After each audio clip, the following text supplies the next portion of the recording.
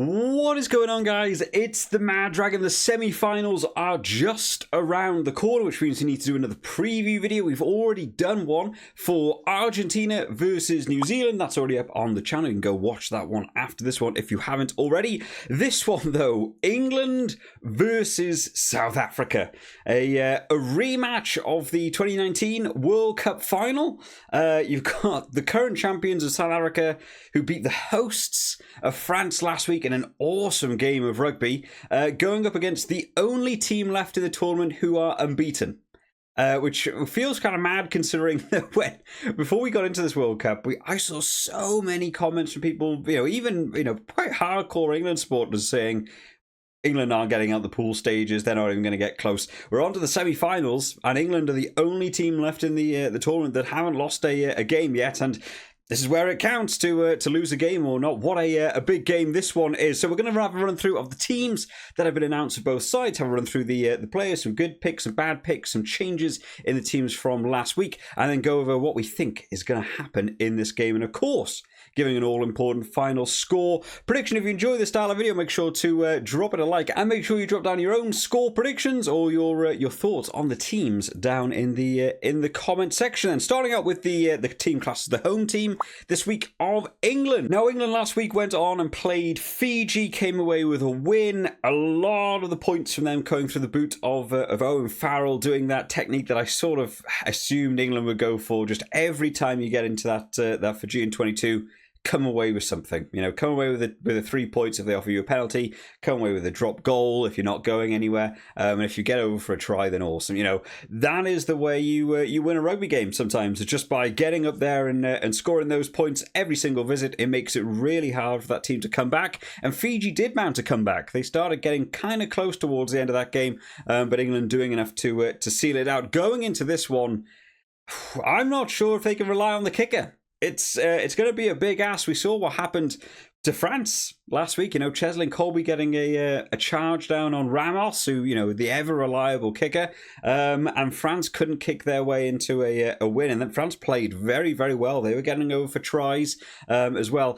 England will probably need a big step up in this game in order to want to compete. I don't think settling for the 3 points is going to be the way you win this game, but there's going to be a big ask of this team. So in terms of the changes, then one change in this front row, Joe Marler coming in alongside of Jamie George and Dan Cole. Joe Marler last week having a few words with Manu Tuilagi. I'm still not sure what that was about after he came on, gave him a little shove. Ellis Genge, maybe not been impressing over this tournament. They've done this sort of chop and change quite a few times. Maybe they're considering Joe Marler to maybe be the better scrummager up against a scrum like South Africa. England won all their scrums last week, and the driving maul was looking relatively sound from what I remember. But they've tried this chopping and changing thing. They know the power that South Africa are going to bring in that scrum as well. In the lock department, Maro Itoje goes in alongside of George Martin this week. Ollie Chessum moved to the bench. Interesting choice. I think Ollie Chessum's been doing well over the last couple of games. I'm not entirely sure what this decision is based on. Look at their lineouts last week. 11 from 11. Stole 2. That's a pretty decent combination. Maro Itoje actually had quite a good game last week in terms of the getting involved with those lineouts as well. But George Martin coming in, we'll see how he gets on. I think Ollie Chessum's been playing well. Maybe they're hoping the impact later. He's still quite a pacey forward. Maybe they're hoping later on into the game he can disrupt the line out in that second half when people have got a little bit tired, maybe. In the back row, Courtney Laws, Tom Curry, Ben Earl, the same as we got to see last week. I thought Courtney Laws and Ben Earl played extremely well against Fiji. Ben Earl, of course, had that bit of a wonder break for him as well. Shows he's got a bit of pace on him. Tom Curry, maybe lucky at a couple of points in that game not to have come away with some yellow cards. I don't think he had the best game from Tom Curry. He's still a really solid 7, and the performances he can put in. But yeah, there's some of those chop tackles, some of the angry moments we got to see from him. I think just letting his emotions get away from him a little bit in this game. So hopefully he calms down a little bit, because South Africa are going to be up for riling you up. The last thing you want in this game is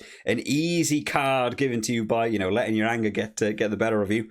In the halfback partnership, Alex Mitchell going back in alongside of Owen Farrell, who had a better game than I was expecting him to be honest. I still feel like I don't really know if he's brought anything that George Ford wouldn't have in terms of that number 10. But, you know, kicking from the boot last week, I think he only missed 1 kick or 2 kicks, I think, last week. But, you know, slotting them through is how they went on to win that game. So, you know, you can't take too much away from him in terms of what he offered the team in terms of getting those kicks through.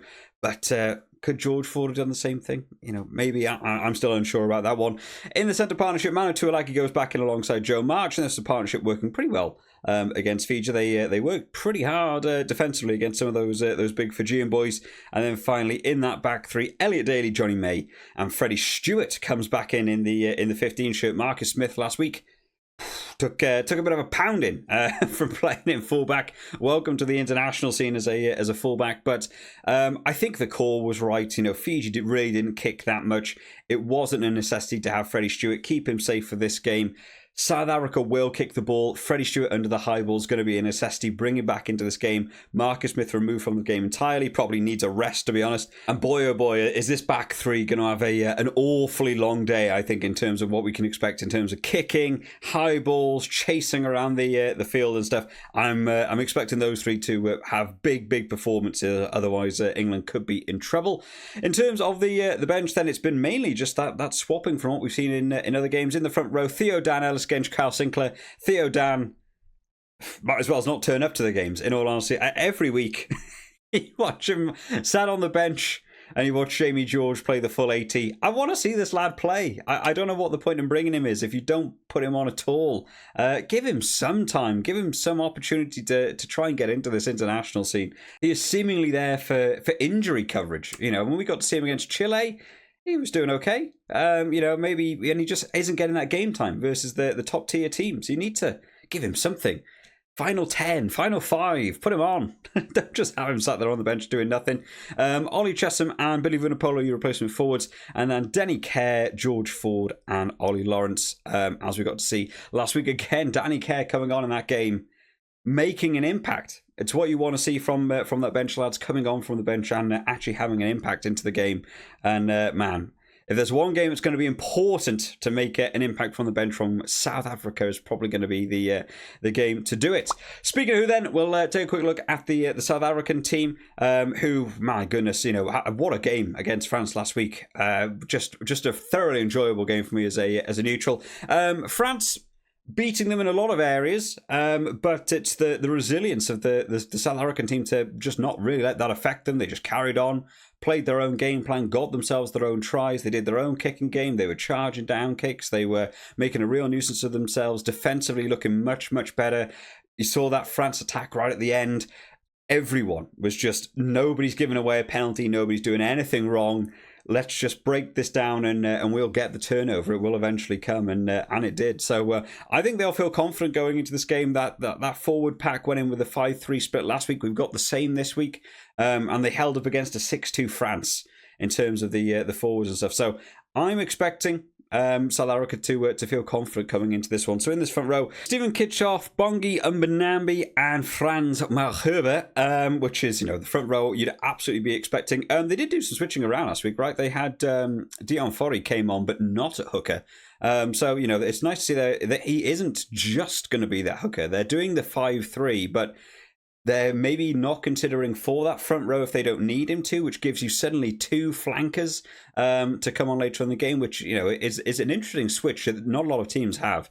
But that front row from South Africa will feel, you know, pretty confident in terms of their set piece last week. 7 scrums, won all of them, and took one of France's scrums away from them as well. We saw that confidence move as well with Damien Valemsa call for the scrum on the mark as well. Won a penalty. You know, awesome decision. You know, what a way to get inside the referee's head that, yeah, we're the ones in charge of the scrum. We'll have one on our own 22. We don't care. You know, that is a great way to send a message to the referee of we're in control here. And then every subsequent scrum, the referee's thinking, well, these guys, they're looking confident. They're doing well. Suddenly, that doubt is in the referee's head. Mind games in rugby. I'm all for it. I enjoy seeing that sort of stuff. In terms of the lock department, then Ebert Etzebeth and Franco Mostert. Ebert Etzebeth, man, he's been the point of some controversy over the last game, right? He had his yellow card, and I saw people banging for a second yellow card with that slap down. To me, you know, it looked like it went sort of down and backwards, and the referees had to look at it from every angle and said, we all think that went backwards. So, you know, you've got to take what's in front of you. But yeah, he's been the voice of some controversy after that decision. If he meant to slap it back, superb decision, brilliant professional made decision. If it was a little bit lucky that it happened to go backwards, hey, you know what?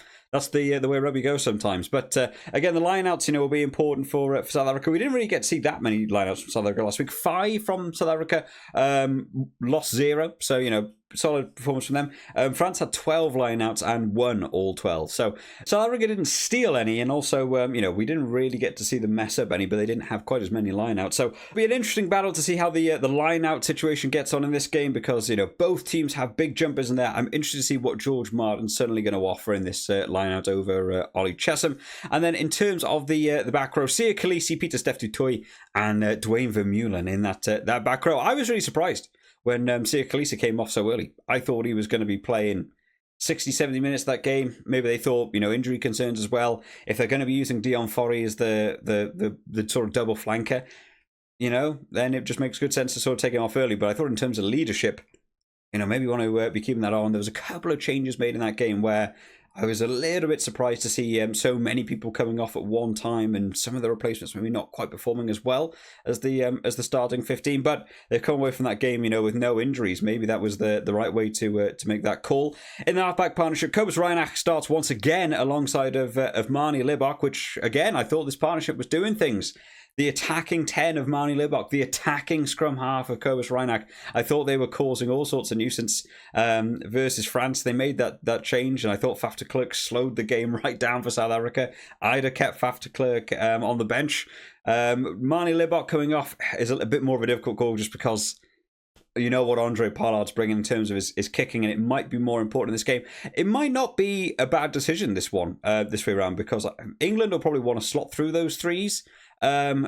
But I can see South Africa wanted to take this game to England and play the big attacking game and go for the tries and really try and muller this game over. Maybe those 3-point stuff might not mean quite as much. Maybe in that second half, if the scoreboard is still close, is where it matters, and that's where Andre Pollard's going to take you. I can see this first half being kind of similar to that France-South Africa game, where South Africa just want to play, and, you know, there'll be big tries being scored, big kicks, pressured kicks, and players running onto and maybe getting go for tries. I can sort of see it going that way, so I kind of like it this way for this game. In the centre partnership, Damien Dialende and Jesse Creel, both who performed awesome last week. You know, Damien Dialende got over for his try, Jesse Creel setting up tries. You know, what fantastic performance from the both of them. There's so much talk around Lukhanyo Am being missed in this South African team. I really think Jesse Creel's done very well over this tournament in terms of that outside centre position. And then finally, in the back three, Cheslin Colby, Kurtley Arendse, and Damien Valemsa. Another one. I was surprised to see him go off. I don't think Willy Leroux did as well. When he came on, I think Damien Valemsa was doing a better job. I would leave him on longer. I don't really understand the decision to, you know, maybe add a rogue element into it if something's working well for them. But hey, that's what they do. Cheslin Colby, though, having an awesome game last week. You know, getting that World Cup mindset on the go and performing in the big games, what you absolutely want. And then quickly, in terms of the substitutes, then Dion Forey, Oxen Shea, and Vincent Koch, R.G. Snyman, and Quagga Smith coming on as your replacement forwards. Faf de Klerk, Andre Pollard, and Willy Leroux. What we got to see last week coming on from the bench, and although the bench maybe didn't make an enormous impact into the game, they didn't really shift it up. If anything, I felt like it slowed down a little bit. Maybe that's a little bit fair. A couple of the players did. Quagga Smith made a big impact. Oxen Shea came on, immediately gave away a penalty in the next scrum, which, you know, kind of unlike him. He's normally the one who comes on and gains a penalty. Faf de Klerk, I think, slowed down the game. Willy Leroux, I don't think, performed as well as Damien Valemsa as well. So kind of like a 50-50 bench for me on who was going to make the impact. I think as long as the lads that came on and did well last week do the same thing, and then the other players just step up that a little bit again into this week, you know, it can be an impactful bench. But boy, oh boy, what an exciting game this one is going to be. How do we see this game going then? This one is just going to be a brutal physical game. I think England will want to play territory kicking, play it around the park thing, and I think South Africa can say we're going to run this at you, through you, anything. I can see South Africa going for kicks for those territory. I can see if it begins to slow down and the England defence holds up, I can see box kicks getting put on, and that's where Elliot Daly and Freddie Stewart are going to get tested a lot in that backfield, because I can see Cheslin Colby and Arendse herring down to do big competitions in terms of the air. I can see South Africa wanting to play the power game, though, wanting to play a physical game. The defensive side's one I'm really looking forward to, because both of these teams play such a rushing defense, straight off the line. I could see players being knackered by the end of that second half, by just how much they're going to have to run off the line in terms of the defensive side, including pressure on the kickers. Right, both of these teams love to pass out to the 10, and then they do that sort of cross-field kick out to the winger on the high ball, and see if they can put pressure on and gain territory. I think being able to get off your line quickly and get beyond the attacking line and put pressure on the kick is going to be very, very important in this one as well. The set piece is just going to be a fun battle to watch, personally. I think the line-out situation is hard to call, because we didn't really get to see either teams, line-out dominate or go wrong last week. I would still lean towards that South Africa probably have the better line-out, but England tends to enjoy having a line-out and go for a driving maul just to try and maybe generate another penalty or something. It'll be interesting to see how that gets on again with the way that South Africa like to set up their own line out. They mark the middle and back, and therefore force you a little bit more to go towards the middle, which if you do a driving maul is much easier to counter. I'm looking forward to see how that battle gets on. I can see England wanting to do the 3-point game thing and just keep chipping away, which will be important. To me, it's going to come down to who gets those tries and who gets those big scores. And for me, I'm not sure I see England scoring a lot of tries in this game. Maybe one. Whereas on the flip side, I see South Africa getting some tries in this game. I see them just going through those phases, going through those pick and goes. If any room opens up in that backfield, bang, you got someone like Cheslin Colby going to run away from you. I kind of see this one being maybe England with 1 try and a bunch of kicking points, and South Africa maybe ending on like 3 or 4 tries and backing their own sort of game plan. I see a South Africa win in this one. And in terms of a score prediction, I'm going to lean towards South Africa. I'm going to say by 12. I'm going to go a little bit more than I was going to say. I was going to say 10. I'm going to extend it out a little bit more, out to 12. I think the South Africa team will feel really confident. That performance they got to put in against France was, really up there. I think they've got the opportunity to bounce back and put a big performance in, and maybe try and see a scoreline. Maybe not quite like we got to see against South Africa, Scotland, but I can see both teams maybe scoring quite a few points, but I think South Africa being able to score more. But there we have it, guys. That's going to be my prediction for this game. Make sure you drop down your own thoughts in the comment section on how you see this game going. Of course, we'll be going over the results on Monday's video. I'm going to try and do review videos over the weekend. I'm not going to lie to you, I'm still suffering from this cold. I might not do the review videos if I'm not feeling up to it. But we will be doing Monday's World Rankings videos and go over the Super results as well. But I hope you all enjoyed this one today, guys. I'll see you all next time, guys. Bye-bye.